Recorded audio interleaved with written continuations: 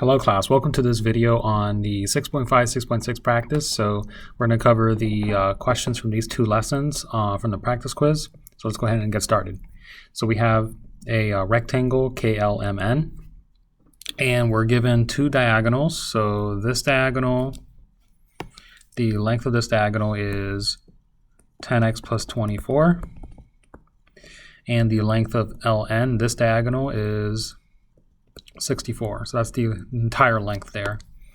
And we know that for a rectangle, one of the properties of the rectangle is that the diagonals, in this case the red diagonal, is the same length as this purple diagonal. So we can say that the lengths are equal or that the diagonals are congruent. So we can go ahead and set these equal to each other and solve. So we can subtract 24 on both sides. And you get 10x equals 40, which means x equals 4. And this is a property that is specific to rectangles. It's also true for squares, that the diagonals are the same when we're referring to parallelograms. All right, so in the rhombus, angle 1 is equal to 120 degrees. What are the measures of angles 2 and 3? Well, you know that opposite angles in a rhombus are congruent. So those are opposite angles, and so if that's 120, this is also going to be 120. Also, we know that angles that are consecutive, such as these angles, they add up to 180. They're supplementary.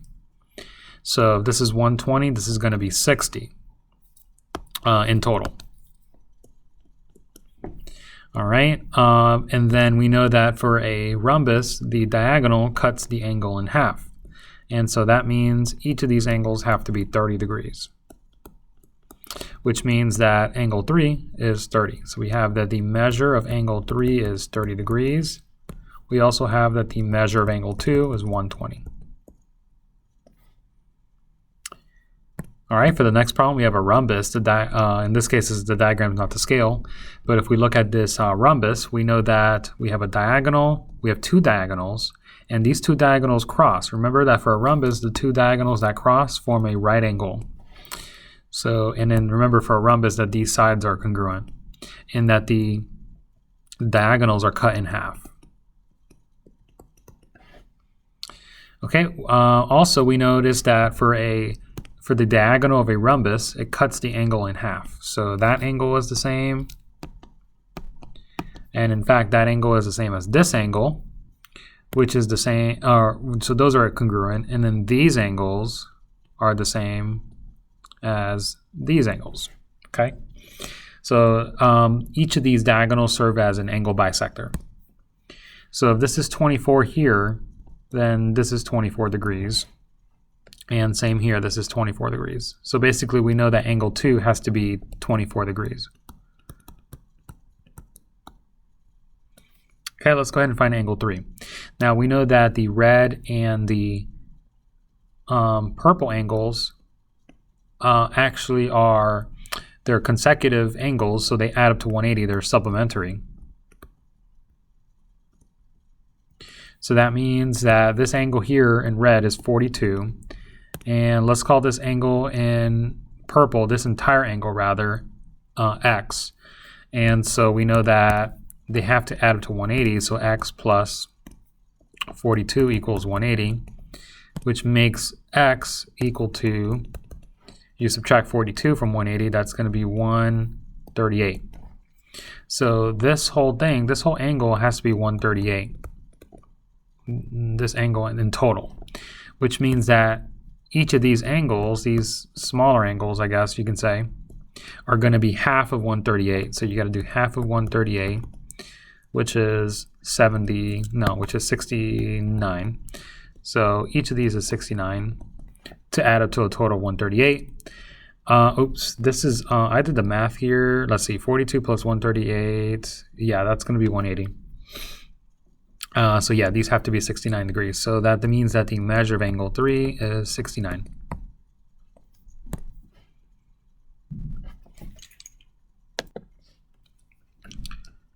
All right, let's double check this number here. So So this right here, actually, this is going to be 44, or 48, not 42. So this should say 48 degrees. The number seemed off. So 24 plus 24 is 48. So that's 48 here.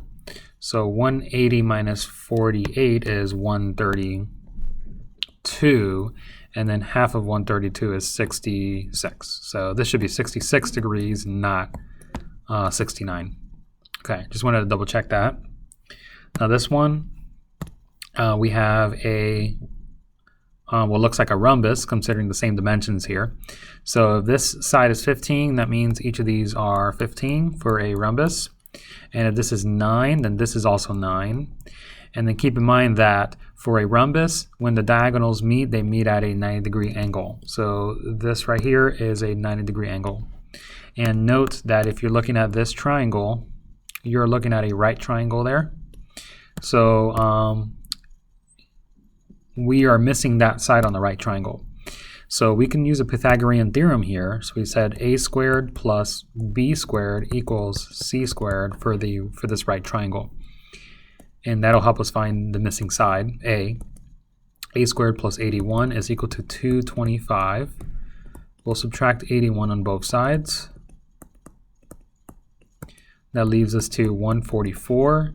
Then you take the square root of 144, which is going to be 12. So this side is equal to 12, which means that this should be double, this should be triple, which means that this is also equal to 12, which means that xz in total is equal to 12 plus 12, which is 24.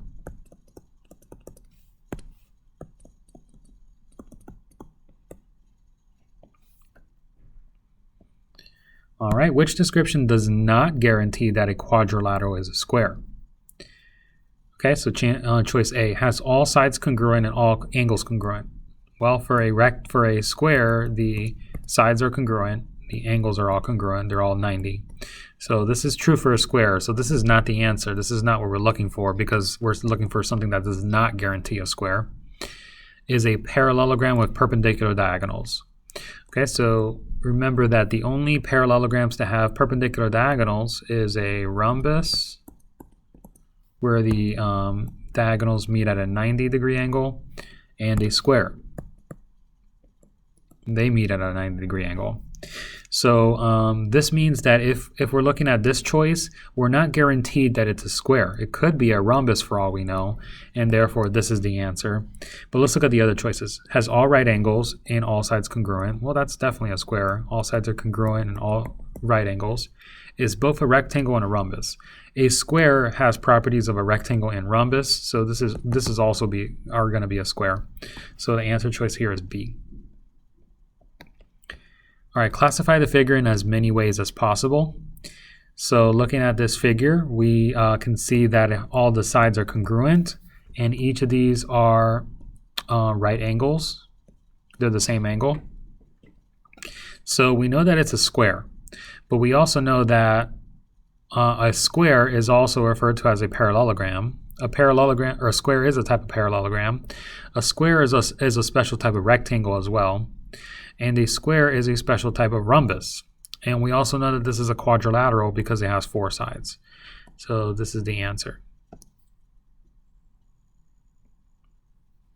In quadrilateral ABCD, angle ACD is 2x plus 4. So we have ACD is 2x plus 4. And ACB, this angle, is 5x minus 8. For what value of x is this a rhombus? So for this to be a rhombus, we know that this diagonal has to cut this angle in half, which means that these two angles are equal to each other.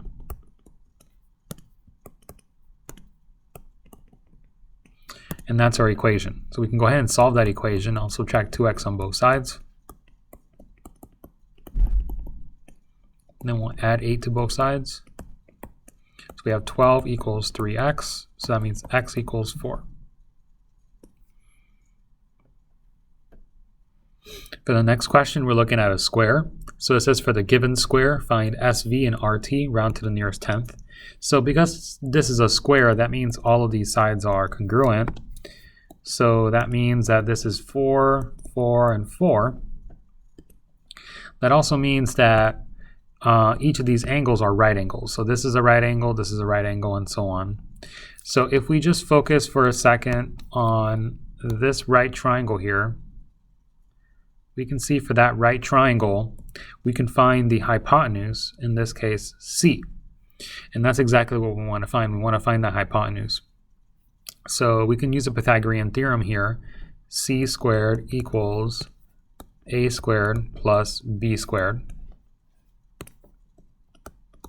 So C squared equals 16 plus 16 is 32. We can take the square root of both sides. So C is the square root of 32. And therefore, if you wanted to find SV, then you're just simply going to have to cut this in half. So SV is the square root of 32 divided by 2. And then we're going to get that as a decimal. If I wanted to get RT, well, RT is the same thing as square root of 32, because the diagonals in a square are congruent. So the green is congruent to the purple. So in this case, RT is equal to square root of 32. So we'll get both of those numbers. If you did square root of 32, you get 5.7 if you round it to the nearest tenth. If you took the so if you took this number, the square, which is the square root of 32, rather, and you divided it by 2, you're going to get 2.8 if you round it. So we got both of our solutions here.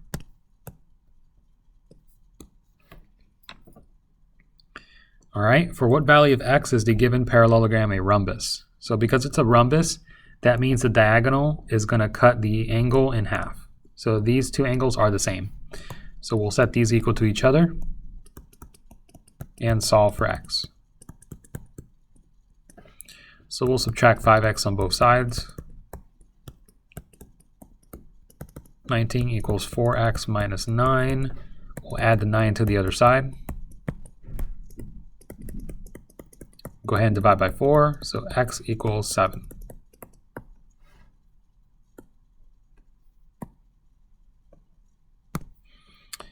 All right, for the last question here, for what value of x is the figure a rectangle? So now, because we're looking at a rectangle, remember that the diagonals in a rectangle are congruent, and so are the pieces in the rectangle. So all of these pieces here are congruent. So that means we know that this half of the diagonal has to equal that half of the diagonal, because all these pieces are congruent for a rectangle. So we can set them equal to each other and say 11x plus 3 equals 6x plus 23.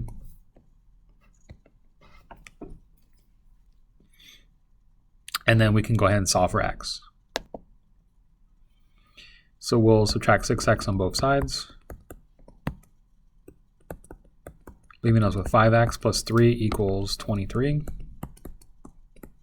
Subtract 3 on both sides.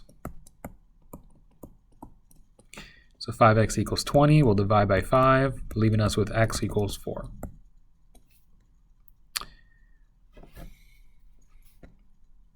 All right, that's going to do it for the video, guys. I hope you found this useful, and as usual, I'll see you in the next one.